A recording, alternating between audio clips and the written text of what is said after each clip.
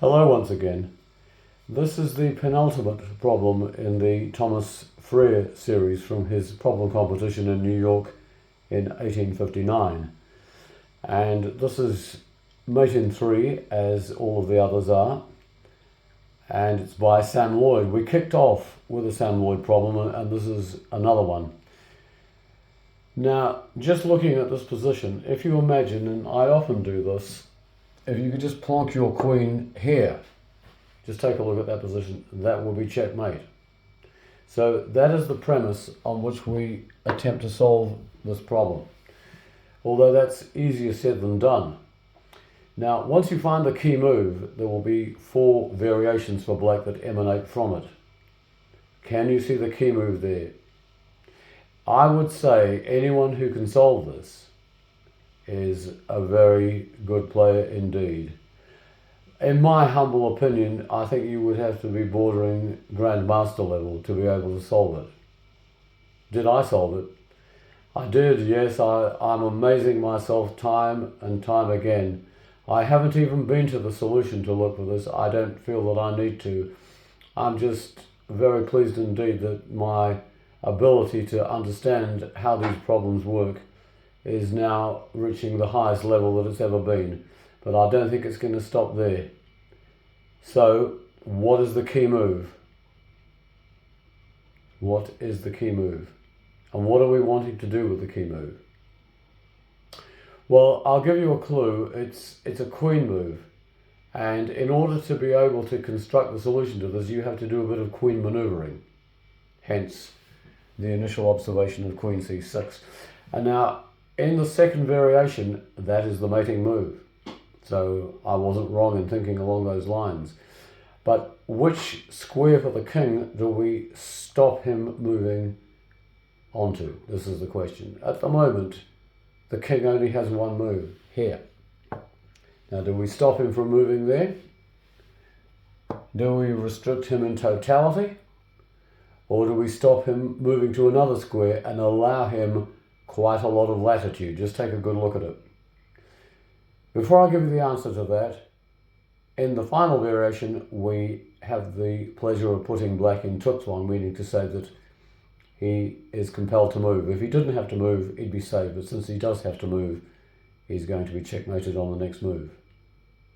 So with all of that in mind, which square do we stop black moving to in this position? Well, it is not an easy one to understand at all, this problem. And so if you found the key move, you will more than likely find the rest of it.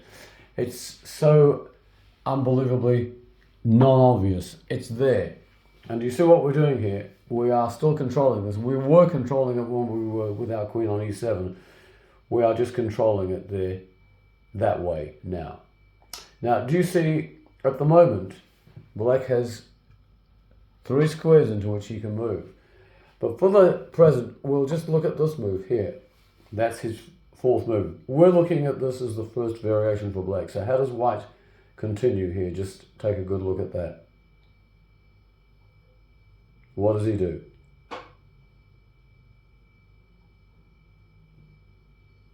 What does he do in that position?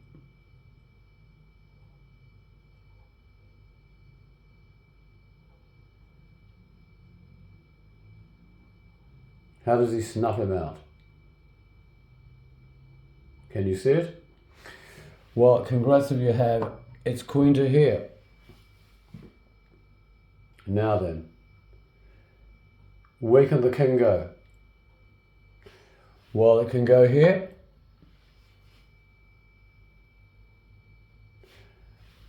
And we go here. Just take a look at that. You'd agree that that is checkmate, wouldn't you? There is no flight square for the king. Alternatively, this is after queen h7, b3, queen f5 check. Supposing he goes here, how do we finish him? With the queen? No. With the bishop. The pawn moving has nicely enabled us to take advantage of the a3 to f8 diagonal. And just look at that. He does not have a flight square in sight, does he? So that is variation number 1. Let's put all of this back. And that is the starting position again. Queen h7. So we have managed to get b3 out of the way. What happens if he comes here? How do we deal with this?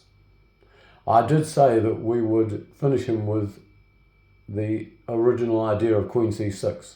So how do we get our queen to c6 to mate him? Well, this time around, we play here. You see what's coming? Yes. There.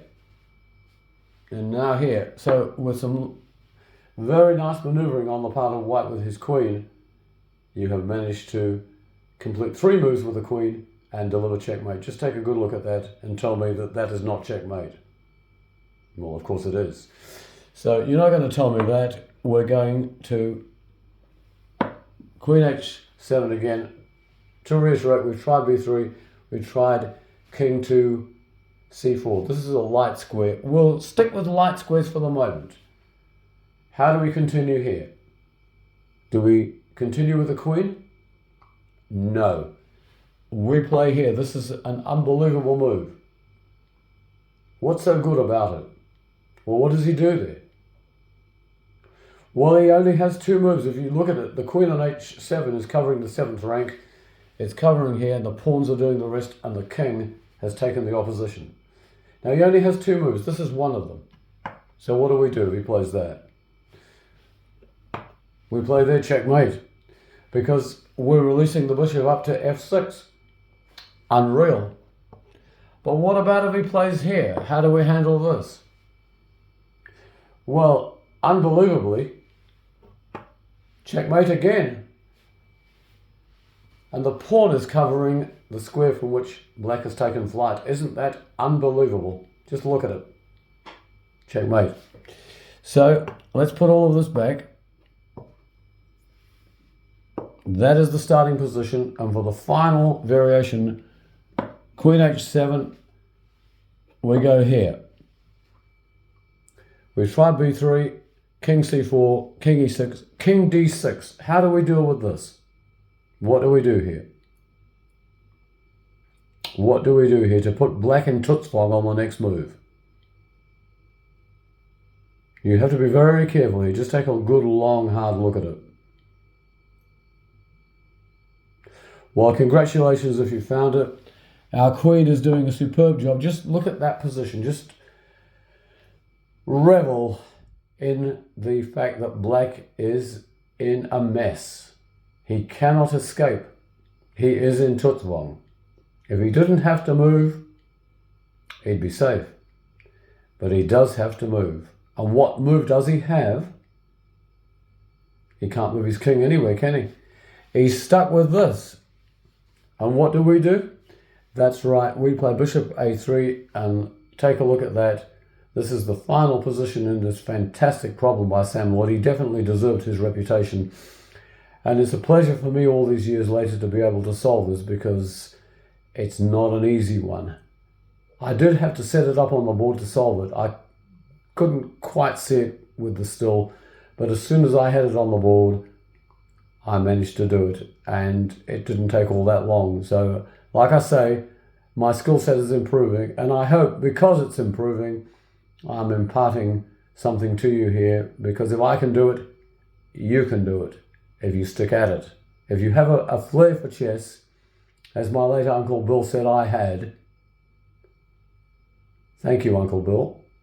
I do believe that I have it, yes, and it's a great feeling when you can solve these because you know that you have the measure of the position, and that is important. It's like Capablanca used to say, he only needed to glance at the position to know what it held.